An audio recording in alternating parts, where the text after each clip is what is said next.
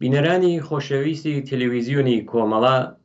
لە هەر کوێک کە هەن سڵاوی خۆم و باقی هاوکارانم لە بەرنامەی تەندروستی پێشکەشتان بێت. هیوادارم کە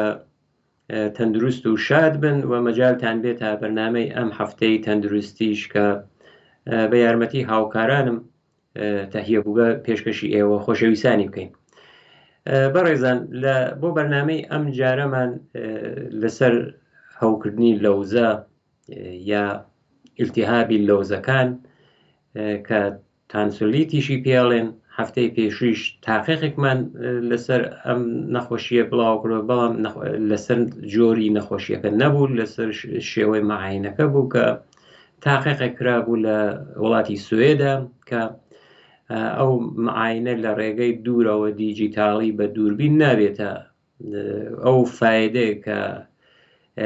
مەعاینەی فیزیکی نزیک یانێ پزیشک و نەخۆشەکە لە نزیک و یەکتری نەبینن ئەوەی نابێت. بۆیە بەرنامەی ئەم جارەمان لەسەر هەوکردنی لەوزەکانە، بەڵام پێش ئەوەی کە بچینە سەر بابەتی بەرنامەکە من هەواڵێک کە بڵاو بووەتەوە هەم لە کوردستان هەم دەتوانین بڵێن بە گشتی لە ئێرانە، ئەویش سەرهەڵدانی دیسانەوەی ڤایرۆسێکە کە لەم لاولۆلا بڵاوبوونەوەی شایعاتێکیش ئەبیسین بۆ وێنە ئەمە ڤایرۆسێکی تازەیە، ڤایرۆسێکی نوێیەکە لە وڵاتی چینەوە هاتووە،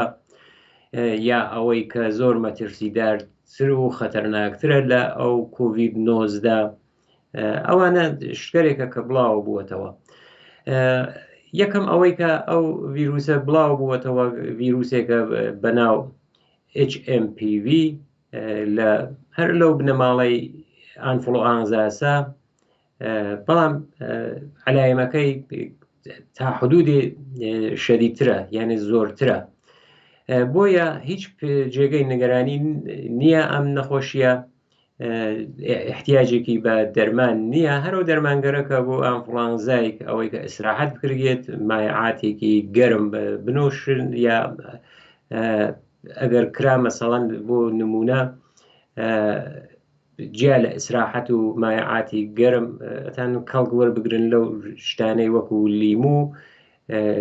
لەگەڵ چای کە ئەتوانێت ئەوە یارمەتی دەربێت. هەروە کە وتم ئەوە دەرمانی ناوێت،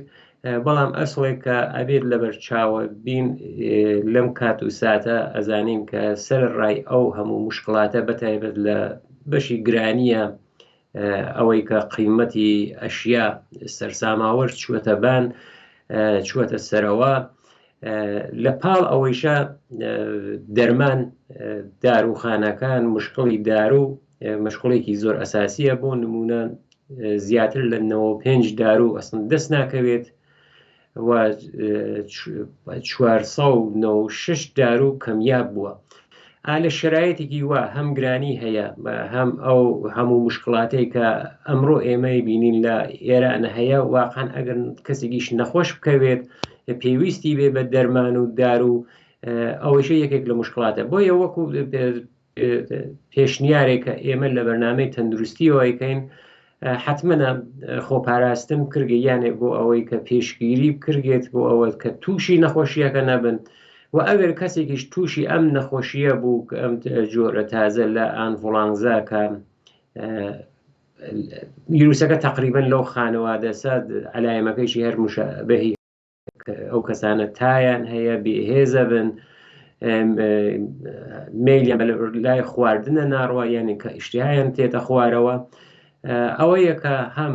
خۆپاراستنە، ئەوەی کە ئەگەر دەست ئەدەین لە شوێنێک حتممە دەستمان بە ئاو سابون بشۆرین، یا ئەوەی کە ئەو کەسانەی کە تووشە بن حتممە ماسک بنن یا هەوڵ بدەن ئەو شوێنگەرەی کە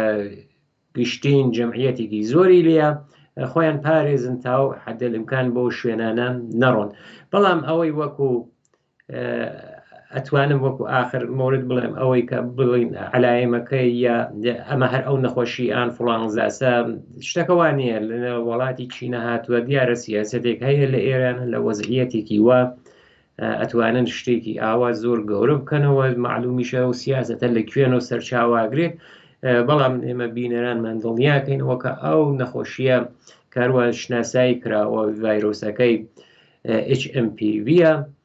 وەکو ئانفڵانزاس پێویست بە ئیزۆلە بوون و لە ماڵە بمانەوە ئەوە ناکات. بڕینە سەر بابەتی بەرنامەی ئەم جارەمان کە هەوکردنی لەوزەیە. هەر لەسەر بەرنامەی پێشووشمان دوو پرسیار هاتووە کە چونکە لەسەر لەوزە بوو حتممە لە ئاخری ئەم بەرنامەمانەوە ئێمە پێشکەشتانیەکەین. لەوزەکان بڵێن ئەندامێکە کە لە لەشە هەیە لە بەشی ناودەمە هەیە و بە تایبەت لە مناڵان کە ئێمەڵێن لە تەمەنی ژێری 18 ساڵە خۆی بە زۆری نیشانەدات لە گەورە ساڵگەرە زۆر بە کەمە ئاتوانین بڵێن کە هەر نابینرێت. تقریبەن حاڵەتەکەی ئەوە کە ئێمەڵین لەوزە لە ئەسڵ لەوزەکانە یانێ لەوزە دوودانە لەوزەس، بەڵام وەکو ئام ئەوەیە کە ئیتر وا باوەکە ئەڵێن ئەو کەسە مەسەڵەن لەوزەی عەمەڵ کردووە یا لەوزەی هەوی کردووە، ئەوە یەکدانە لەوزە نییە. من ئەڵێم کە لە دوودانەیش نییە، لە دوان زۆرترە حتممە لە ئەوەی کە ئەو تەقسیممەنیەکە لە بەرنامەکەمانە کردووە من ئشارەی پێکەم. دوودانە لۆوە وەخت هەر لەوزەی جفتە یعنی دوودانەیە لۆوە کە معموڵەن لە ناو دەمە لە پشتی قورگە ئەتوانێت قەرار بگرێت جێگوزینەکەی ئەوەسە. بەڵام وتمان کە لە ژێر 18 ساڵە خۆی زۆرتر نیشانات، بەڵام ئەو شتەی کە باوە ئەڵێن ئەمە هین مناڵانی سەرەتاییە یا دەبستانی، یانێ تقریبەن لە مناڵانە و تا تەمەنی 12 ساڵی ئەو تەمەنە ئەو خەتە زۆرترین ڕێژەی بەرچاوبوون یا توشبوون بەم نەخۆشیە ئەبینین، هەرچەند لە تەواو عەمرە ئەتوانێت مشاهدە بکرێت. معموڵەن هەموو ئینسانێکیش بۆ یەک جاریش بووە لە ژیانیە ئەمەی تەجروبە کردووە، یانێ هەوکردن یا ئیلتیهابی لەوزەکانی تەجروبە کردووە. تقریبا لە 30 ساڵی ڕابردووە بە ئەو تەنەوعی کە دروست کراوە لەسەر دار و هاتووەتە بەرەوە، بەڵام لە 1970ەوە بەملاوە یعنی ماوەی 50 ساڵە ئەو جەڕاحی لەوزەکان کە تۆنسیلکتۆمی پێڵێن لابردنیان بە شێوەی نەشتەرگەری کەمی نەکردووە و لە چووەتە سەرەویشەوە. بۆ لەوزەکان ئایا کاراییان چییە؟ کارایی لەوزە لە ئەسڵە خۆی ئەم ئەندامە بۆ ئەوە دروست کراوە ئەگەر بۆ هەڵمژین ئەگەر میکرۆبێک چووە ناولەشت چونکە هەڵمژینە، کاتێکە کەسێ هەناسەی کەدات ئەو میکرۆبە چووە ناولەش، لەوزەکان کاری ئەوەسە کە دفاعکە لە بەدەن دفاعکە لە لەش ئەو میکرۆگەرە بگرێ. کاتێکە ئەو میکرۆبگەرە ئەگرێ بەخۆی وەکو تۆڕێکە سافیە، کاتێکە میکرۆبەکەی بەخۆی و جەزب کرد گرتیە خۆیەوە سیستمی بەرگری لەش ئەو سیستم دفاعیە ئەو ملو حمڵاکەن بەو میکرۆبگەرەکە هاتوون. لەو حاڵەتە لەو فعل و ئینفعالاتە ئیلتیهاب یا هەوکردنی لەوزە دروستە بێت. بەستگی بە جۆری ئەو میکرۆبیژە ڤیرۆسە یا باکتری دیارە جۆرەکانی جۆری لەوزەکە کە عفونەتی کردووە عفونەتێکی ڤیرۆسی یا باکتری دەسەبەنی ئەکرگێت. لەوزەکان سێ جفتن، یعنی ئەگەر ئێمە بە دانش حسابیانکەین 6 دانە لەوزەمان هەیە. یەکێکی کە لەوزەگەر نازۆفارەنگسی پێ ئەڵێن کە ئادێنویدیشی پێ ئەڵێن، معموڵەن ها لە سەقفی دەمە یعنی ئەو شوێنەی کە لووت و ئەوبەتە منزور مەجرای لوتە، ئەو لوتە وەسڵەوەی بە قورگە و ئەو شوێنی ئەم لەوزەیە کە یەک جفتە یعنی دوو دانەت. لەوزەیەکی تر هەیە کە بە لەوزەی زمانی ئەناسرێت، ئەم لەوزە ها لە پشتی زمانە، یعنی ئەمە کاتێکە زمان ئەڕوا بەرەو پشتەوە ئەو شوێنەی کە بەرەو خوارە بێتەوە ئەم لەوزەی زمانی ها لەوێت، یعنی دروستە پێڵێن زمانی، بەڵام لە پشتی زوانم. ئەو پشت زوانم بەبەست ژێری نییە، بەڵکە لە ئیمتیدادی زمانەوە کە ئەڕی بۆنەوە قڕک لەو شوێنە خۆی نیشانەدات. لەوزەگەر پاڵەتینیش کە ئەو لەوزەگەرەسە ئەگەر حاڵەتێکی معموڵی کەسێک دەمی بکاتەوە بەفەرز بە چراخۆیەک ئێمە تواشایکەین ئێمە ئەیبینین ئەو لەوزەگەرە کە بەتایبەت لە کاتی هەوکردنی لەوزەکەیشە گەورە ئەبێت و خۆی نیشانەدات ئیسا علایمێکیشی هەیە وەک خاڵگەرێکی سپی لە کاتی عفونەت و هەوکردنەکە لەسەری خۆی دیارریەکە. بەڵام وتمان کە تۆنسلیت یا ئەم هەوکردن لەوزە کاتێک ڕوو ئەدات کە میکرۆبێک تێتە ناو لەش بە شێوەی هەڵمژین و ئەم لەوزەگەرە وەکو تۆڕ وەکو سافی گەرەکیانە ئەو میکرۆبە بگرن کاتێکیش کە گرتیان ئەو میکرۆبە وتمان سیستم بەرگری لە شتێت ئەو فعل و انفعالاتە ئەو نەخۆشیە دروست دەکات. معموڵەن یا هۆکارەکە ڤیرۆسە یا ئەوەی کە باکتریە. ئەوەی کە شایعترە معموڵەن ئەتوانین بڵێن کە بۆ تەمەنەکە تا 15 ساڵ ئەتوانێت شایع بێ بەڵام بۆ ژێری 15 ساڵ وتمان کە بۆ دەوران دەبستان یا سەرەتایی ئەو دەورە شایعترە. جۆرەکەی کامی ئایا ڤیرۆسی زۆرترە یا باکتریایی بە ئامارێکە هەیە معموڵەن جۆرە ڤیرۆسیەکەی زۆرترە کاتێکیش کە ڤیرۆس بوو ئەو ئانە مشکڵێکتر تێدەبان کە تێتە بەر پێشەوە کە ئەوەیە کە دەرمانی نییە. معموڵەن ئەتوانێت وتمان هەر کەسێک ئەتوانێت یەک جار لە ژیانیە تەجروبەی بکات بەڵام ئەوانەی کە تەجروبەیان کردووە یەکجاریشە لە تەمەنیانە معموڵەن لە ژێر 25 ساڵەوە تەجروبەگرێت یەکێک لەو نەخۆشیانەزە کە تەمەن هەڵەکێشی ئەرواتە سەرەوە نابینرێت یا کەمە بێتەوە. ئەوەی کە ئایا موسریە ئەتوانێت لە کەسێکەوە بگوازرێتەوە بۆ کەسێکی تر ئەوەی کە هەیەت لە ئەسڵە ئیلتیهابی لەوزەکان کاتێک کە گەیەوە مەرحەلە خۆی موسری نییە یعنی ناگواسرێتەوە بوو لە کەسێکە ئەو کەسێکە توش بووە بۆ کەسێکە سالمە تەندروستە ئەو شێوە نییە. بەڵام بۆ هەر هۆکارێک ئەگەر ئەو ڤیرۆسە بۆ نمونە پژمینە یا لیوانێکی ئاوە ئەو کەسە لێ بنۆشێتەوە ئەوە ئەتوانێت ئەو ڤیرۆسە یا ئەو باکتریات منتەقل بکات. معموڵەن ئەگەریش ئەو فعالیەتە کە هەیەی یانێت ماوەی کە ئەو کەسە ئەتوانێت بیگواسرێتەوە معموڵن کاتێککە عفونەتەکە ئەڕواتە ناو لەش بە هۆی هەڵمژینەوە 2 تا 4 ڕۆژ کاتی گەرەکە دوای 2 تا 4 ڕۆژ ئێتر ئەو شوێنە عفونی ئەبێت کە لەوزەکانە و لەو کاتەوە ئێتر ئەتوانێت ئەو لەوزە موسری بێت یانێ قابل گواستنە لە کەسێکەوە بۆ کەسێکی تر تاکەیش کە ئەو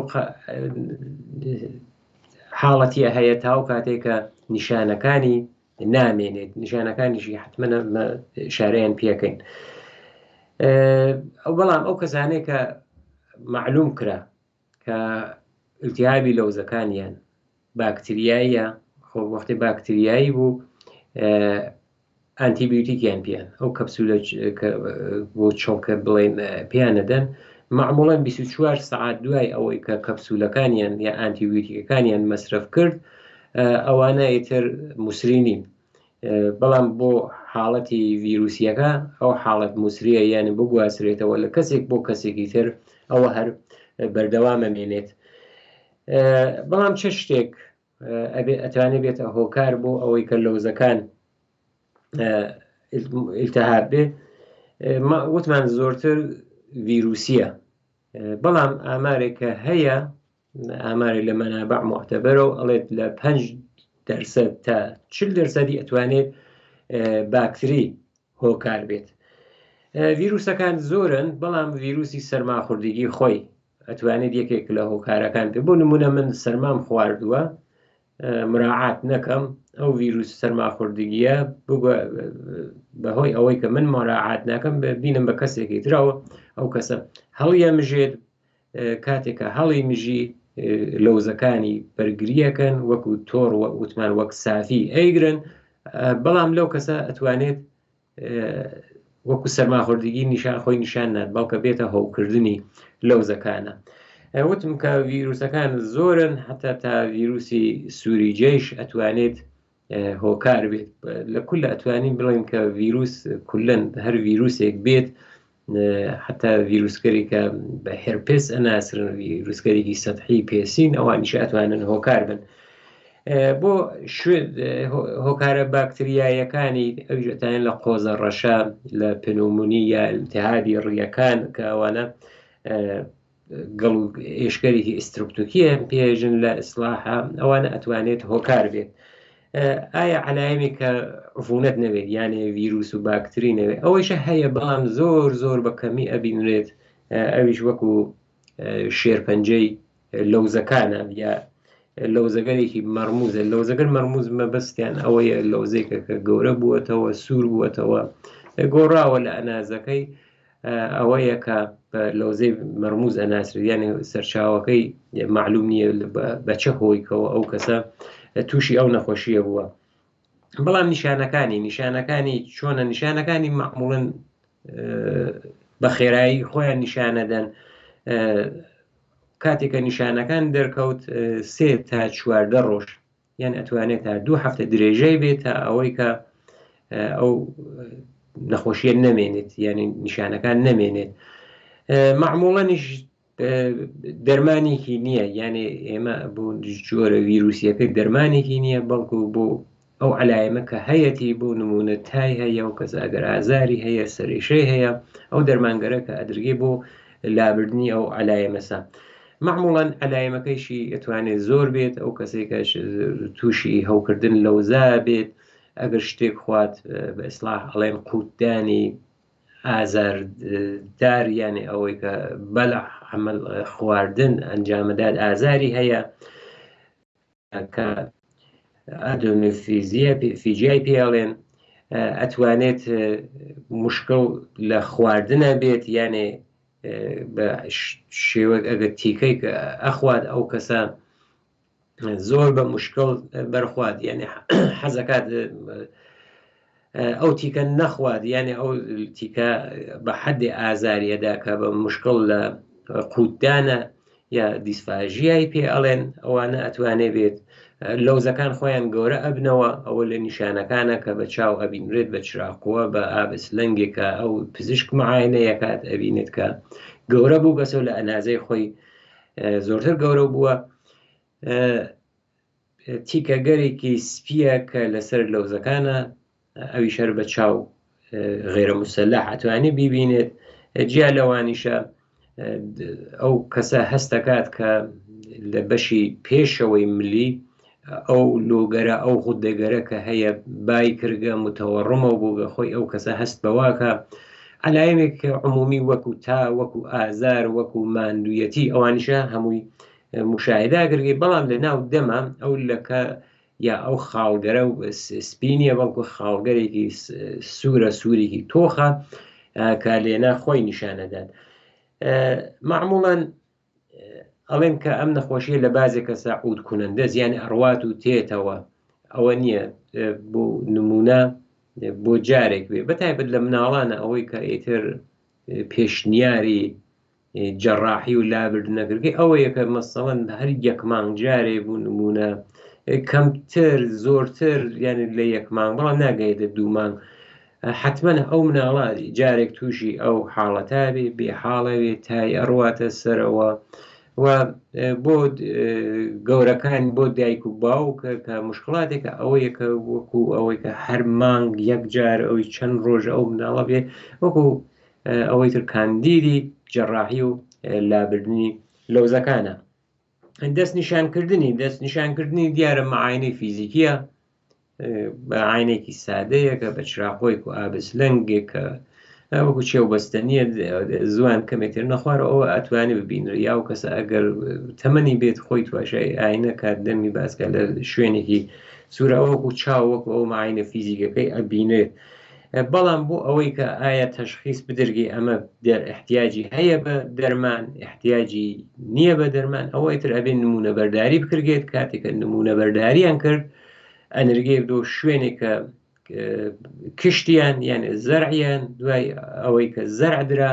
جۆرەکەی دیارە کردێت کە ئەوە ئایا ویروسیە یا هۆکارەکەی باکتریە. معموڵەن یەک جۆر باکتری هەیە کە ئسترپتۆکۆکی پێڵێن ئەو ئسترپتۆکۆکە زۆرە 24 تا 48 ساعتی ئەوێ کە نیشان دەرگێت بەڵام ئیسا ئازمایشگەرێکی تازە بە تەجهیزاتێکی تازەوە هاتووە کە ئەتوانێت لە کەمتر لە 10 سانیە ئەو ئازمایشە نەتیجەکەی معلوم کات کە ئەو ئازمایشێکی ژنیە یانێ ئەو نمونونەکە هەڵگیرە ئەتوانن بە شێوەی ئەوەی کە ژنەکەی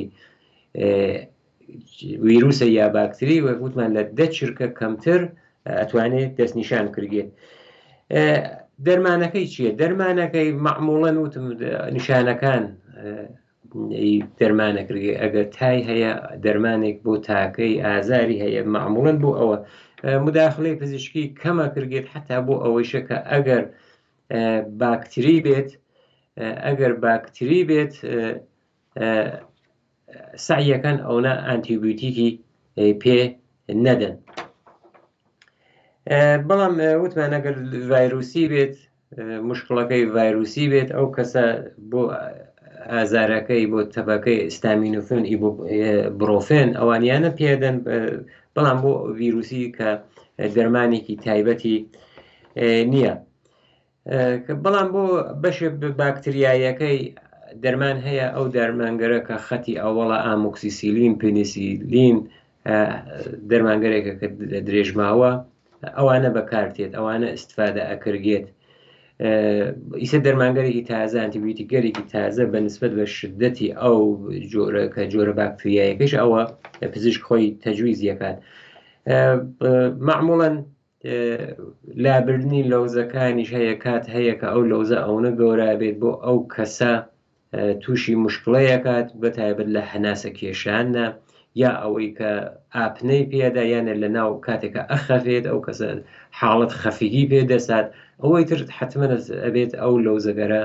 لا بگێت چارەسەری جەڕاحیە نەشتەرگەریەکە لە ئوتاق عەمەڵە ئەوانە لایە بن. دیارە کاتێکیش ئەو کەسانێکە ئیلتیهابی لەوزەیان هەیە عەزیەتە بن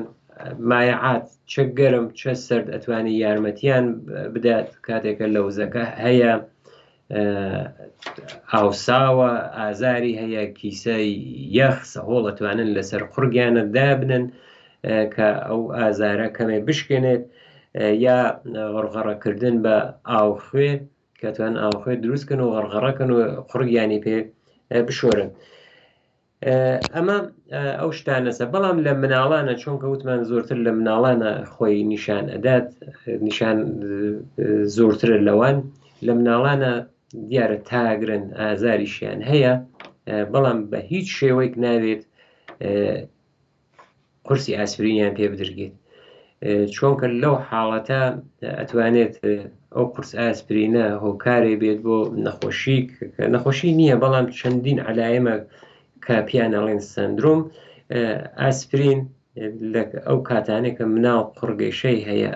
باشتر ئەوەی ئەسڵ ئاسپرین بۆ مناڵ بەکار نەبرێت چونکە ئاسپرینە ئەبێتە ئەوەی کە سندرومی ڕێی دروستە بێت سندروم ڕێی تقریبا حاڵەتێکە کە خوێن ئەسیدیە کاتێکە خوێن ئەسیدی بوو لایەگەر چۆری ئەنیشێت دوو شوێن توش حملە قەرارە گرگریەکێکی جەرگە یەکێکیشی مێشکە کە علایمێکی هەیە علایمەکانیشی زۆرە بێحاڵەیە دوای ئەوەی کە مناڵێت توش ئاسپرین بە هەڵە ئاسپرینیان پێدا توش ئەو سندرومە بوو بێحاڵە بێت هێزی تێنامێنێ کات هەیە تووشی ڕشانەوە بێت تووشی زگچوونە بێت ئەوانە ئەتوانێت لە نیشانەکانی سندرومی ڕێ بێت ئەوەی کە جارێکی تاکی دەکەینەوە لە هەر حاڵەتێکە کە مناڵ یا تای بوو یا ئازاری بوو لە ئاسپرین یا ئەو ئاسA حتممە لەوە استفادە نەکردێت ئەوەی کە تەوسیەی هەیە کە تا ژێر 18 ساڵ باشترەوەیەکە لە ئاسپرین استفادە نەکردێت. بینەرانی خۆشەوی سەرواکە ئیشارەم کرد و پرسیاریش هات و پاش ئەوەی بەرشومان بڵاو کردەوە هەر لەسەر لەوزە بوو. پرسیاری یەکەم بینەرێکمان پرسیاری کردو کە ئایا خواردنی لیمو چۆن لە هەڵامەتە یا لە ئانفڵانزە تەئسیری هەیە، ئایا کەسێکیش کە توش هەوکردن یا ئیلتیهابی لەوزە بێت ئەوە توانێت تەئسیری بێت. پێشوانەی ئەوەی کە واقعاً کارایەکی عەجیبی هەیە لە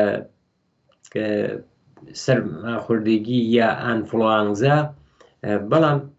پێچەوانەکەی هیچ یارمەتی دەر نییە لە ئیلتیهاب و هەوکردن لەوزە، بەڵکو بەهۆی ئەو حاڵەت ئەسیدە کە هەیەی ئەوێتە هۆکارێ بۆ تەحریک بوون، هەم ئەوەی کە عەزیەتی ئەو کەسە هەم قوتدانەکەی زۆرتر دەکاتەوە. بۆیە لەو کەسانی کە تووشی ئیلتیهاب و هەوکردن لەوزە ئەبن، ئەوە یارمەتیدەر نییە، لیمو یارمەتیدەر نییە، بەڵام پێچەوانەکەی کە وتمان بە چای شەو یا بە ئاو ناو ئاوە هەڵ بکرێت ئەوە یارمەتیدەرە. پرسیارە دوومیش کە هاتوو وتوی ئێمە دەرمان هەیە کات لە ماڵە، مەسەڵەن کەپسولەکان بڵێن کەپسول هەیە لە ماڵە، ئەگەر کەسێک تووشی هەوکردن یا ئیلتیهابی لەوزە بوو ئایا چۆن بزانین کە باکتری یا ڤیرۆسیە؟ مەبەستی ئەوەیە کە خۆشی نووسیویە کە ئەگەر باکتری بێت توانین ئەو کەپسولە بەکاربێرین، بەڵام ئەگەر ڤیرۆسی بێت بەڕاستی ئەوە هیچ کاتێ بە معاینەیەکی فیزیکی ببینین، چونکە چه ڤیرۆس بێت چه باکتری بێت نیشانەکان وەکو یەکن، هیچ فەرقی ناکات، تەنیا یەک ڕێگە هەیە کاویش ئازمایشگاز کە معموڵەن وتم کشتیەکەن، نمونەیەک لە قوڕ هەڵەگرن لە محیتی کشتە، کشتیەدەن زەرعیەدەن ماوەیەک ئەوێسن، دواتر لە ژێر میکرۆسکۆپ سەیریەکەن کە جۆری ڤیرۆس و باکتریەکەی تەشخیص بدەن. بۆیە هەم ئەوەی کە ئەوێتە خوددەرمانی کە باش نییە، هەم ئەوەیش کە احتیماڵی هەیە کە سەرچاوەکەی ڤیرۆس بێت و ئەوە هیچ یارمەتیک نادا. بینەرانی خۆشەویست، لێرە هاتینە کۆتایی بەرنامەی ئەم جارێشمان. هیوادارم کە جێگەی ڕەزامەندی هەموو لایەکتان بوێت تا پێگەشتنەوەمان لە بەرنامەی داهاتووی تەندروستی. لەلایەن خۆم و باقی هاوکارانم ژیانێکی پڕ لە شادی و تەندروستیتان بۆ بەڕاوەتە خوازی.